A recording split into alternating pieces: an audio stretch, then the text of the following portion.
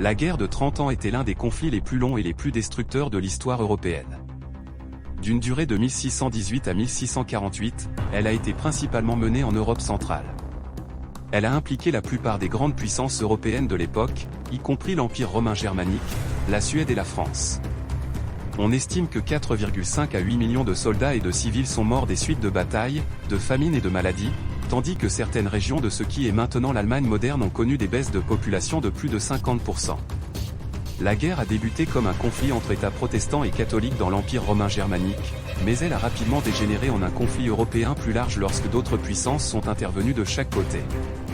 Une des principales causes de la guerre était la division religieuse entre protestants et catholiques en Europe, qui avait été exacerbée par la réforme protestante et la prolifération ultérieure de sectes protestantes.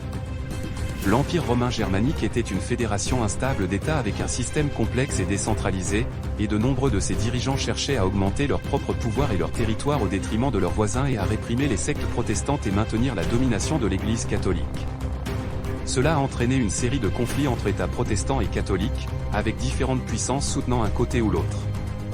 La guerre a été caractérisée par l'utilisation de troupes mercenaires, la dévastation et le pillage à grande échelle et l'utilisation de tactiques de terre brûlée.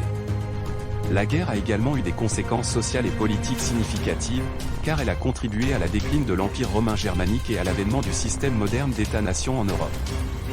La guerre s'est terminée par le traité de Westphalie en 1648, qui a reconnu l'indépendance de la République néerlandaise, accordé à la Suède le contrôle de la plupart des territoires de l'Empire romain germanique dans le nord et reconnu les droits de différents groupes protestants dans l'Empire.